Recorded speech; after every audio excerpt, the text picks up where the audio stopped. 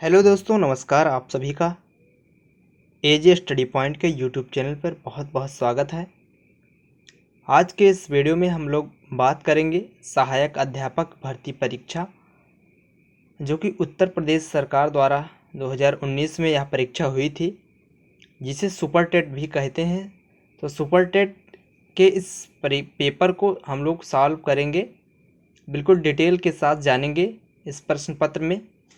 क्योंकि किसी भी परीक्षा की अगर आप तैयारी कर रहे हैं तो उसके पिछले साल के जो भी संबंधित पेपर्स रहते हैं उसको सॉल्व करने से यह पता चल जाता है कि क्वेश्चन किस प्रकार से पूछा जा रहा है, किस टॉपिक से कितने क्वेश्चन आ रहे हैं।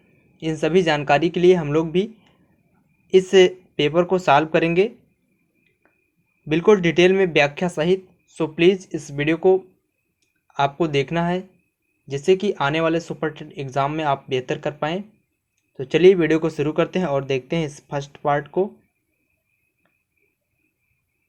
पहला क्वेश्चन है, गैने के अधिगम सोपान का सही क्रम है। तो रॉबर्ट गैने एक प्रसिद्ध मनोवैज्ञानिक हैं। इन्होंने अधिगम सोपान के बारे में बात किया है। तो अधिगम सोपान का सही क्रम कौन सा है? तो अधिगम सोपान का जो सही क्रम है वह है सी वाले ऑप्शन के साथ, यानी कि संप्रत्यय अधिगम, नियम अधिगम और समस्या समाधान। इनके सही क्रम यही है, यानी कि इसका सी ऑप्शन सही हो जाएगा। चलिए इसके डिटेल में देखें हम लोग, इसके डिटेल क्या है। तो गैने ने सीखने को 8 वर्गों में वर्गीकृत करते हुए उन्हें एक अधिगम सोपानकी के रूप में प्रस्तुत किया। इस अधिगम सोपानकी के 8 वर्गों में एक स्पष्ट अंतर्निहित, क्रम निहित तथा अगला क्रम पिछले क्रम से उच्चतर अथवा जटिल होता जाता है। तो एक टेबल के माध्यम से इसमें दिया है। जो पहला क्रम है वह है संकेत अधिगम का, और दूसरा है उद्दीपक अनुक्रिया अधिगम, और तीसरा सोपान है श्रृंखला अधिगम, और चौथा सोपान है शाब्दिक अधिगम का, और पांचवा सोपान है बहु विभेद अधिगम, और छठा सोपान है संप्रत्यय अधिगम, और सातवां है नियम अधिगम, और आठवां है समस्या समाधान अधिगम। तो यही पूछा गया था सही क्रम कौन सा है। तो सही क्रम में संप्रत्यय अधिगम, उसके बाद आता है नियम अधिगम, और सबसे 8वें नंबर का जो 8वां स्तर है वह है समस्या समाधान अधिगम। तो ये तीनों स्तर का सही क्रम पूछा गया था, इसका सी वाला ऑप्शन सही था।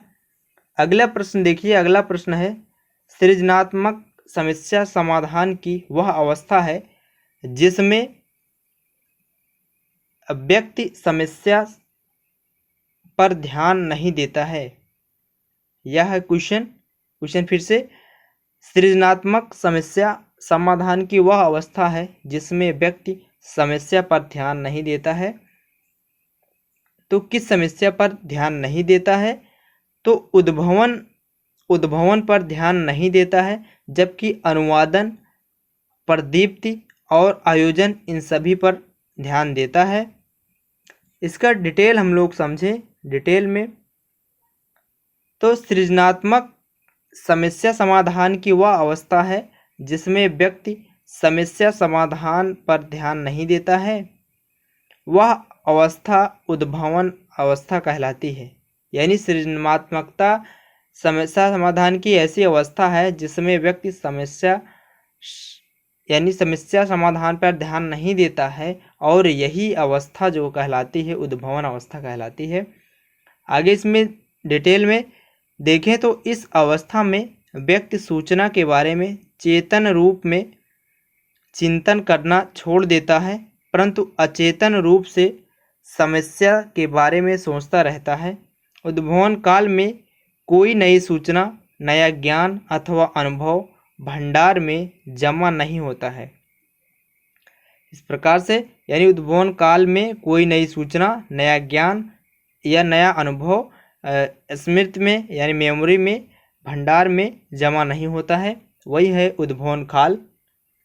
अगला प्रश्न देखिए, अगला प्रश्न है, राष्ट्रीय अस्थि विकलांग संस्थान कहाँ स्थित है? इस क्वेश्चन से कई सारे क्वेश्चन आपको देखने को मिलेंगे। राष्ट्रीय अस्थि विकलांग संस्थान स्थित है? तो राष्ट्रीय अस्थि विकलांग संस्थान कहाँ स्थित है? यह स्थित है कोलकाता में। राष्ट्रीय अस्थि विकलांग संस्थान कोलकाता में स्थित है। डिटेल में देखिए, राष्ट्रीय अस्थि विकलांग संस्थान कोलकाता में है और राष्ट्रीय दृष्टि वाधितार्थ संस्थान देहरादून में है, यानी कि जो दृष्टि दोष से संबंधित राष्ट्रीय संस्थान है देहरादून में है। और राष्ट्रीय मानसिक विकलांग संस्थान है सिकंदराबाद में। तथा राष्ट्रीय श्रवण यानी कि जो सुनने की अक्षमता होती है, राष्ट्रीय श्रवण विकलांगता संस्थान कहाँ स्थित है? मुंबई में। तो इस एक क्वेश्चन से आपके कई सारे क्वेश्चन तैयार हो गए। अगला प्रश्न देखिए, खाने का नमक किससे बनता है? तो खाने का नमक जो बनता है वह बनता है मजबूत अम्ल और मजबूत क्षार से, यानी कि इसका हो जाएगा बी ऑप्शन सही ऑप्शन हो जाएगा। डिटेल में देखिए, तो खाने का नमक जो है अम्ल में HCl अम्ल और मजबूत क्षार यानी कि NaOH, इन दोनों से मिलकर बनता है और बने हुए पदार्थ को कहते हैं सोडियम क्लोराइड। इसे खाने में प्रयोग किया जाता है। HCl प्लस NaOH का रासायनिक समीकरण दिया हुआ है, दोनों से मिलकर NaCl बनता है जिसे सोडियम क्लोराइड कहते हैं। और साथ ही साथ H2O यानी जल का भी निर्माण होता है। अगला क्वेश्चन देखिए, यदि किसी पिंड की गतिज ऊर्जा अपने प्रारंभिक मान का 4 गुना हो जाए तब नया संवेग होगा। इंपॉर्टेंट क्वेश्चन है, कई प्रकार के परीक्षाओं में पूछा गया क्वेश्चन है।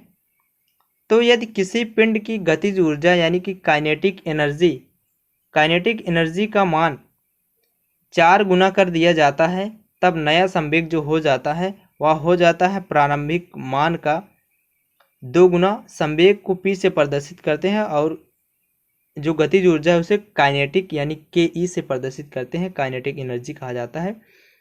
क्वेश्चन ऐसे भी पूछा जाता है कि यदि किसी पिंड का संवेग 2 गुना है तो उसका गतिज ऊर्जा का मान कितना होगा? तो उसके गतिज ऊर्जा का मान जो होता है वह 4 गुना होता है।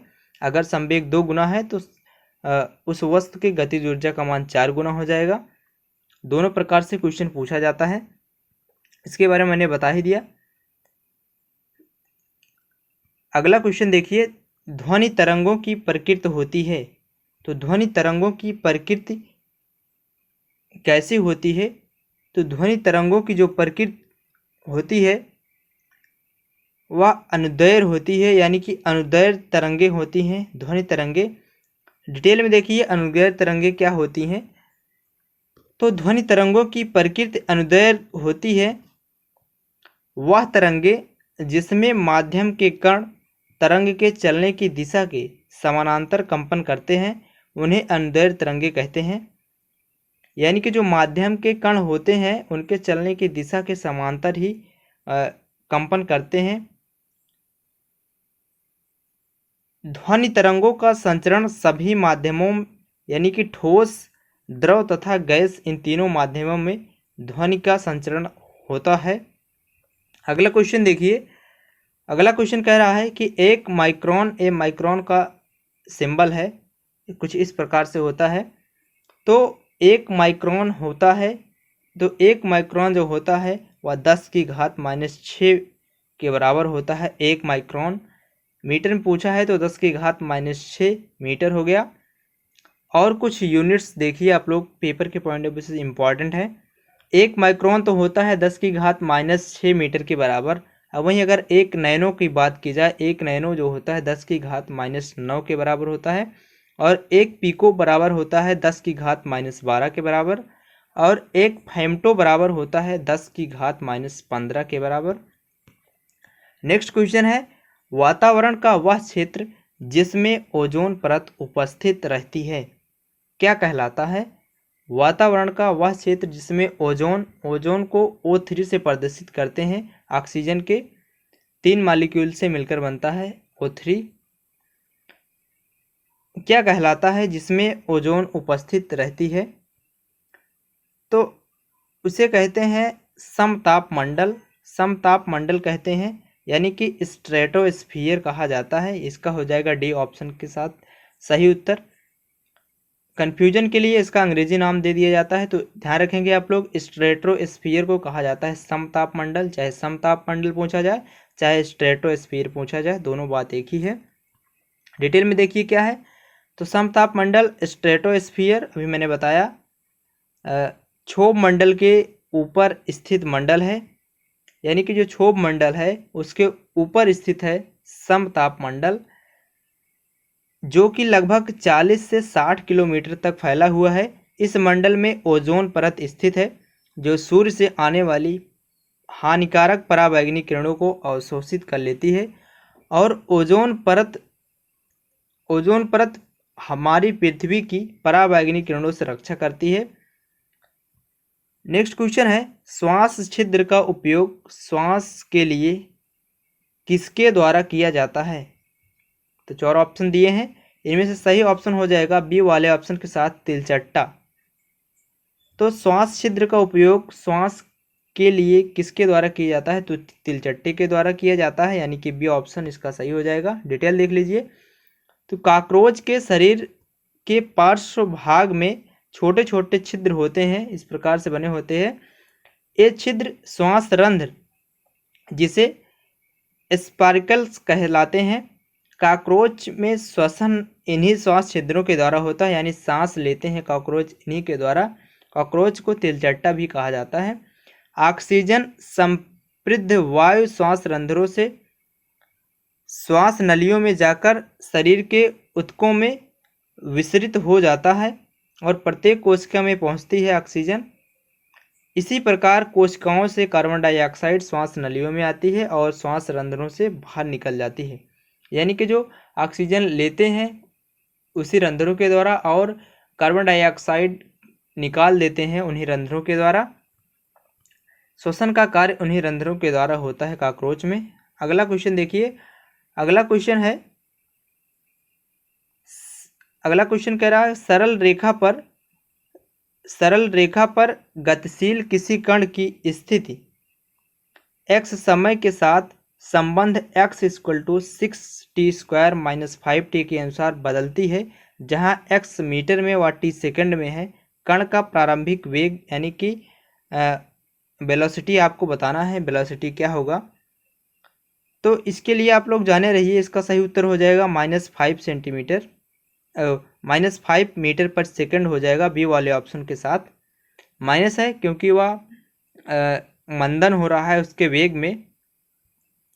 चलिए इसका डिटेल में बताएं आपको, तो इसका जो व्यंजक दिया है x = 6t² - 5t, चूँकि वेग निकालना है v हो जाएगा वेग जो dx/dt = हो जाएगा d/dt ऑफ 6t² - 5t, और इसको सॉल्व करेंगे जब 2 चला आएगा तो 6 दूनी 12t हो जाएगा -5, यहाँ से t से t कैंसिल आउट हो जाएगा।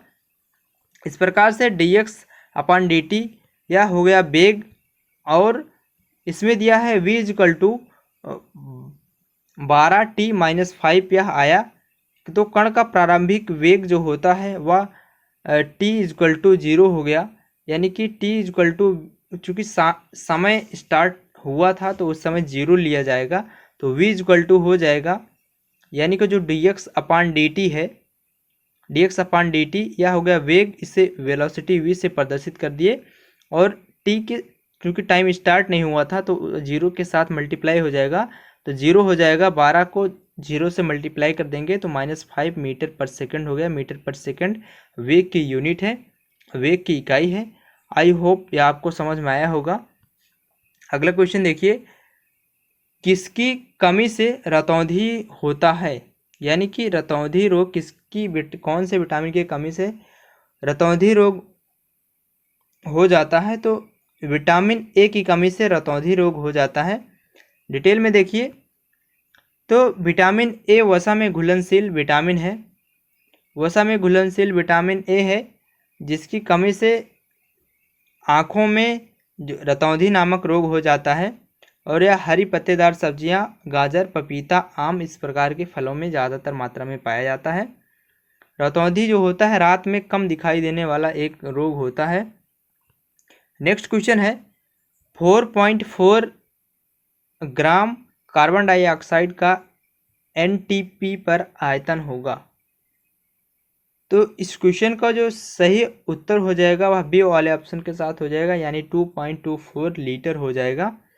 डिटेल में देखिए तो डिटेल में एक फार्मूला होता है। सबसे पहले मोल को समझिए। मोल जो होता है किसी पदार्थ की मात्रा को काउंट किया जाता है। इसका प्रयोग रसायन विज्ञान में ज़्यादा होता है, रसायन विज्ञान का क्वेश्चन है। तो जो मोलों की संख्या होती है वह होती है यानी कि उस पदार्थ का भार और उस पदार्थ का अणुभार दोनों के, यानी कि पदार्थ का भार बटे पदार्थ का अणुभार, इस प्रकार से मोलों की संख्या को काउंट किया जाता है। तो जो CO2 का भार है वह 4.4 है और अणुभार उसका हो जाएगा 44। दोनों को जब कैंसिल आउट होंगे तो 0.1 मोल इसका हो जाएगा मोलों की संख्या CO2 का। और जो 1 मोल पर CO2 गैस का एनटीपी पर आयतन है और 22.4 लीटर है। तो 1.1 मोल कार्बन डाइऑक्साइड गैस का एनटीपी पर जो आयतन हो जाएगा वह 0.1 से मल्टीप्लाई कर देंगे, 0.1 गुणे 22.4 लीटर। इस प्रकार से 2.24 लीटर इसका सही उत्तर हो जाएगा बी वाले ऑप्शन के साथ। बी वाले ऑप्शन के साथ इसका सही उत्तर हो जाएगा। अगला क्वेश्चन देखिए जो कि इस सेशन का लास्ट और इम्पॉर्टेंट क्वेश्चन है। इनमें सबसे कमजोर क्षीण बल कौन सा है? सबसे कमजोर जो क्षीण बल है इन चारों विकल्पों में से वह है गुरुत्वीय बल यानी कि गुरुत्वाकर्षण बल। इसका ए वाले ऑप्शन के साथ सही उत्तर हो जाएगा। आगे बढ़ते हैं और इसके डिटेल देखते हैं। तो प्रकृति में उपस्थित प्रत्येक दो बिंदु द्रव्यमान एक दूसरे को आकर्षित करते हैं। पिंडों के इस आकर्षण बल को गुरुत्वाकर्षण बल कहा जाता है। गुरुत्वाकर्षण बल सार्वत्रिक आकर्षण का बल होता है, अर्थात ब्रह्मांड में उपस्थित प्रत्येक दो पिंडों के मध्य पाया जाता है। यह बल प्रकृति में पाए जाने वाले सभी बलों से दुर्बल बल और क्षीण बल होता है। तो आप लोग समझ सकते हैं। और पृथ्वी में भी गुरुत्वीय बल पाया जाता है। इसी कारण सभी वस्तुएं पृथ्वी पर गिरती हैं। कोई भी पिंड अगर ऊपर फेंका जाए तो आसानी से पृथ्वी पर आकर गिर जाता है। तो इस प्रकार से कुल 13 क्वेश्चनों के बारे में हम लोग डिस्कस किए। इस पेपर में कुल 150 क्वेश्चन पूछे जाते हैं। सभी क्वेश्चनों के बारे में बात करेंगे। इस फर्स्ट पार्ट को यही एंड करेंगे क्योंकि सेशन लंबा हो जाता है तो चीज़ें रिवाइज भी करने में बहुत प्रॉब्लम होती है। वीडियो अगर अच्छा लगा हो तो वीडियो को लाइक करके जाएं और जो भी चैनल पर नए हैं तो चैनल को सब्सक्राइब करें। जल्द ही नेक्स्ट पार्ट इसका अपलोड हो जाएगा। Thanks for watching. जय हिंद।